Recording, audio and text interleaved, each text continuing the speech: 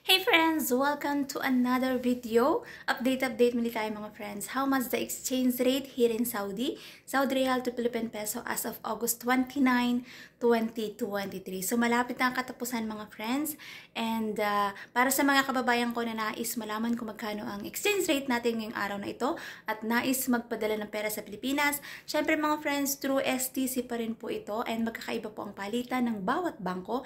Pero konti lang po ang difference noon. At least magkakaroon kayo ng idea kung magkano ang palitan ngayong araw na ito. And syempre mga friends, mataas pa rin po ang ating exchange rate. And batid natin na pag mataas ang exchange rate, bagsak ang peso. So meaning, mataas ang bilihin sa Pilipinas. Pero batid din naman natin mga friends, na hindi naman automatic na kapag medyo bumaba ng konti yung exchange rate, ay bababa din ng biglaan yung mga bilihin sa Pilipinas. Hindi yung ganun kadali or hindi yung ganun ka-automatic, kabilis ang pagbaba ng mga bilihin sa Pilipinas.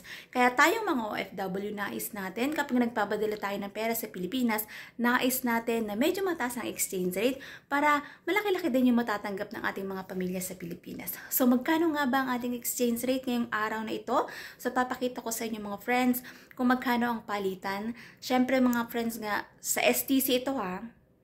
Update natin mga friends, as of August 29, 2023, 1 real equivalent ng 14.98 pesos. Yan po ang ating update today. So para sa mga kababayan ko na nais magpadala ng pera sa Pilipinas at nais malaman kung magkano ang ating palitan ngayong araw na ito, araw ng Martes, August 29, 2023, 1 real equivalent ng 14.98 peso. Syempre mga friends, pag nagpapadala tayo ng pera sa Pilipinas, meron tayong binabayaran na transfer fee at meron din po yung VAT. So yan po ang ating update today and lagi pa rin nating tandaan na matuto tayo magtipid, mag-ipon at matuto rin tayong mag-invest para sa ating future kasi nga hindi habang buhay ay nasa ibang bansa tayo.